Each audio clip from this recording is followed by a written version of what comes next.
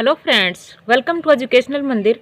Friends, आज की video में हम कल यूनिवर्सिटी ऑफ राजस्थान का जो पीएचडी का एंट्रेंस एग्जाम हुआ था उसका हिस्ट्री का क्वेश्चन पेपर सोल्व करेंगे। तो इसके जो पहले 50 क्वेश्चंस हैं वो मैंने पिछली वीडियो में सोल्व कर दिए थे।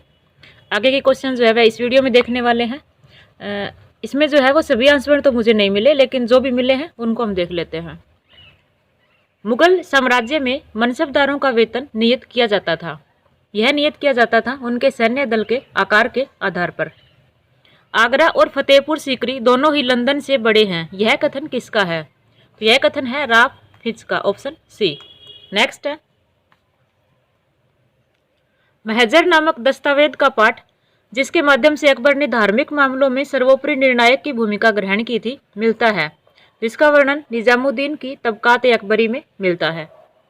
नेक्स्ट है, निम्नलिखित में से कौन सा एक वक्तव्य सही नहीं है? तो इसमें जो सही नहीं है वह है ऑप्शन सी। औरंगजेब के शासन के परवर्ती काल में वकील का पद महत्वपूर्ण हो गया था। नेक्स्ट है, मोरलैंड के अनुसार जमा का तात्पर्य था। तो जमा का तात्पर्य था पूर्ण भू राजस्व निर्धारण, ऑप्शन बी। नेक्स्ट है,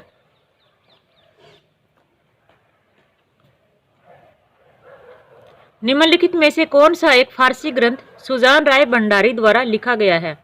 तो सुजान राय भंडारी का जो ग्रंथ है वह है खुलासत-उत-तवारीख, ऑप्शन डी। नेक्स्ट है, निम्नलिखित युग्मों में से कौन सा एक युग्म सही सुमेलित नहीं है? अमात्य, वित्त मंत्री, ये सही है। सचिव, न्यायपालिका का अध्यक्ष, ये जो है वो सही नहीं है। तो ऑप्शन बी जो है इसका राइट आंसर है। नेक्स्ट है, 17वीं शताब्दी के उत्तरार्ध में कृषि संकट के लिए निम्न में से कौन से कारण उत्तरदायी थे? इसका जो है वह कन्फर्म आंसर नहीं पता। नेक्स्ट देख लेते हैं, 1663 में औरंगजेब के आदेश पर शेख निजाम की अध्यक्षता में 6 व्यक्तियों द्वारा संकलित फतवा-ए-आलमगीरी था। तो फतवा-ए-आलमगीरी जो है वह धार्मिक विनियमों का संग्रह है, ऑप्शन सी। नेक्स्ट है, भीमसेन बुरहानपुरी का नुस्खा-ए-दिलकुशा प्रमुख स्रोत है। तो यह स्रोत है दक्कन में मुगल गतिविधि की जानकारी का। नेक्स्ट है, टिमेरियट सूबेदार और मालगुजारी ठेकेदारी अपनी भूमिका के बारे में इस प्रकार दलील देते हैं।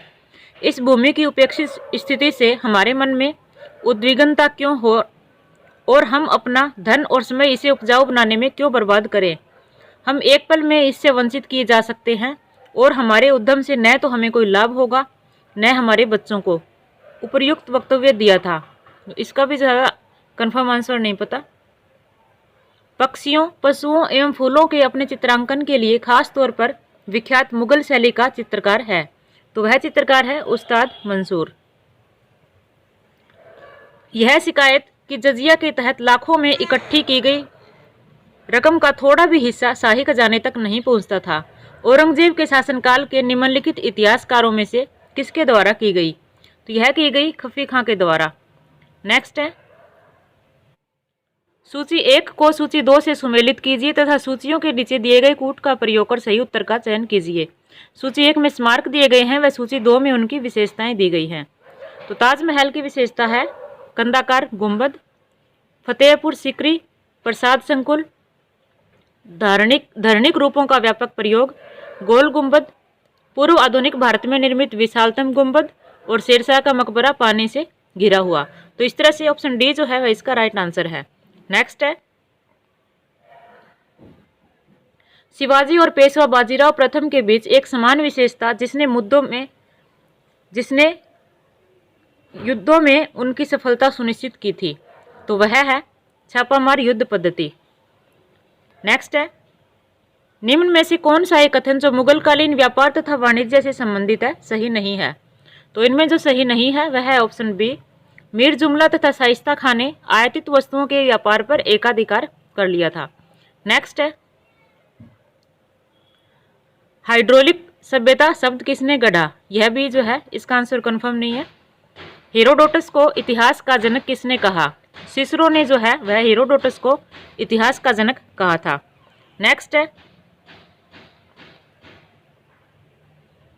1650 ईस्वी में ईस्ट इंडिया कंपनी के कर्मचारी ग्रेवियल बाइटन ने कहा व्यापार करने हेतु लाइसेंस प्राप्त किया था?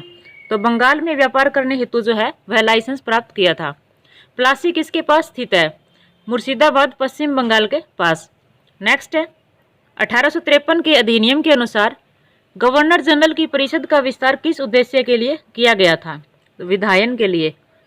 मिशन, लोप और कमीशन का सप्तवर्षीय नियम किसके साथ जुड़ा था? इसका भी जो है कंफर्म आंसर नहीं पता। भारत के व्यापार उद्योगों और हस्तशिल्प की बर्बादी के बाद भारत में कराधान का बोझ मुख्य रूप से किसके द्वारा वहन किया जाता था? उपरोक्त सभी के द्वारा। भारत में ब्रिटिश पूंजी निवेश की सबसे बड़ी मद थी, वह थी रेलवे। निम्नलिखित नेताओं में से कौन दादा भाई नौरोजी के निर्गमन सिद्धांत में विश्वास नहीं करता था? तो सर सैयद अहमद खान जो है वह विश्वास नहीं करते थे। किसने माना कि ब्रिटिश आर्थिक नीति भारत में घृणित है? तो यह माना है कार्ल मार्क्स ने। नेक्स्ट है गदर पार्टी की पत्रिका गदर थी, यह एक साप्ताहिक पत्रिका थी। निम्नलिखित में से किसने कौमी आवाज अखबार निकाला? कौमी आवाज अखबार निकाला जवाहरलाल नेहरू ने। नेक्स्ट है शारदा मणि कौन थी? तो शारदा मणि जो है वह रामकृष्ण परमहंस की पत्नी थी। 19वीं सदी के सबसे महान पारसी समाज सुधारक थे बहराम जी मालबारी। नेक्स्ट है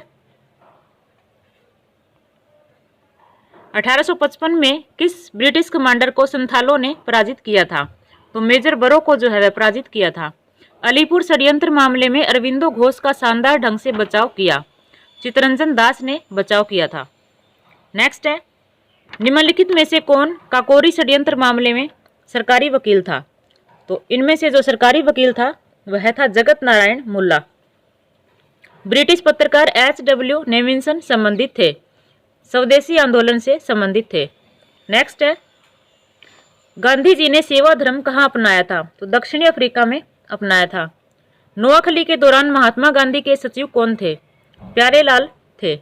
नेक्स्ट है निम्नलिखित में से किसने खिलाफत आंदोलन के दौरान हजीक उल मुल्क की उपाधि का त्याग किया था? ये किया था हकीम अजमल खान ने, ऑप्शन डी। नेक्स्ट है भारत के विभाजन के समय ब्रिटिश भारत के निम्नलिखित प्रांतों में से कौन सा प्रांत संयुक्त और स्वतंत्र अस्तित्व की योजना के साथ आगे आया था?